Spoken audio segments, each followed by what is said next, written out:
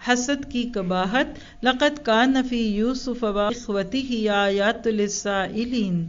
یقیناً یوسف علیہ السلام اور ان کے بھائیوں میں دریافت کرنے والوں کے لیے بڑی نشانیاں ہیں، جبکہ انہوں نے کہا کہ یوسف اور اس کا بھائی بنسبت ہمارے باپ کو بہت زیادہ پیارے ہیں، حالانکہ ہم طاقتور جماعت ہیں. کوئی شک نہیں کہ ہمارے ابا سری غلطی میں ہیں.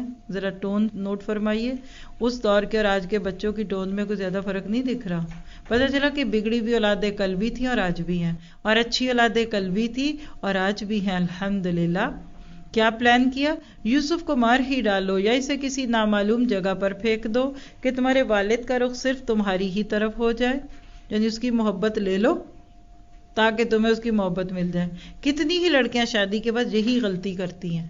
شوہر کو ماں بہن سے بدگمان کرو تاکہ وہ آپ سے پیار کرے. بھئی شوہر تو وہ پہلے ہی آپ کو، اور کیا بنانا ہے اس کو؟ بھائی یا بیٹا بنانا ہے؟ نہ سمجھ ہے وہ عورتیں جو اپنے شوہروں کو ان کے گھر والوں کے خلاف کرتی ہیں، اپنی بھی عزت کھوتی ہیں اور اپنے گھر والوں کی بھی، اور اس کے بعد تم نیک ہو جانا. یہ کتنا مزے کا نسخہ ہے، جو مرضی کر لو پھر عمرے پہ چلے جائیں گے. نعوذ باللہ. ان میں سے ایک نے کہا یوسف کو قتل نہ کرو بلکہ اسے کسی اندھے کنویں کی تہ میں ڈالاؤ کہ اسے کوئی آتا جاتا قافلہ اٹھا لے. اگر تمہیں کرنا ہی ہے تو یوں کرو، یعنی بہت زیادہ بروں میں کم برا شخص. انہوں نے کہا ابا آخر آپ یوسف کے بارے میں ہم پر اعتبار کیوں نہیں کرتے؟ ہم تو اس کے خیر خواہ ہیں. اس کو کہتے ہیں بلیمنگ سٹائل. پہلے ہی ایسی بات کر دو کہ ابا جی بیچارے پہلے ہی انڈر پریشر آ جائے. کچھ ینگ بچے ماں باپ سے یہی طریقہ اختیار کرتے ہیں. آپ کو تو مجھ پہ ٹرسٹ ہی نہیں، آپ مجھے وائی فائی کا پاسورڈ ہی نہیں دیتی، آپ مجھے سیل فون ہی نہیں لے کر دیتی. الزامی جواب یہ ہوشیار اولادوں کا کام ہوتا ہے، ایسے بچوں کو بالکل نہ دیجیے گا. کل آپ اسے ضرور ہمارے ساتھ بھیج دیجئے کہ خوب کھائے پیے اور کھیلے، اور اس کی حفاظت کے ہم ذمہ دار ہیں. یعقوب علیہ السلام نے کہا اسے تمہارا لے جانا مجھے تو سخت صدمہ دے گا، اور مجھے یہ بھی کھٹکا لگا رہے گا کہ تمہاری غفلت میں سے بھیڑیا کھا جائے. دیکھیں خود ہی آئیڈیا دے دیا بچوں کو، تو بچوں کو کبھی ایسا کوئی نقطہ نہ دیں کہ کل اسی پہ آپ کو پکڑے. ماما آپ نے تو پہلے ہی کہہ دیا تھا.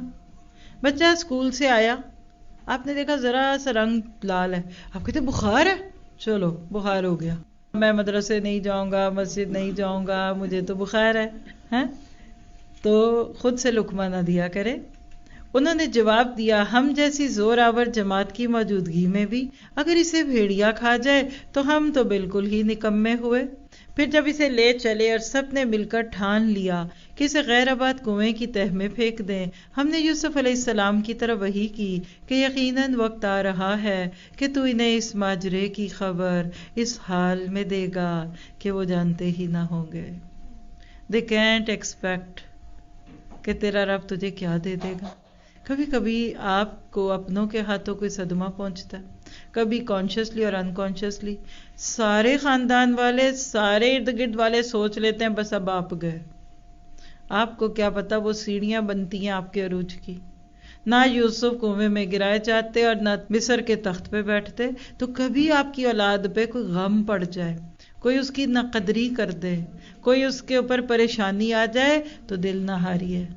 اندھیری رات میں سے روشنی نکلتی ہے. تو دعا کرتی اللہ جن کو اولادوں کے صدمے دیے اب ان کو ان کی خوشیاں بھی دکھا دے.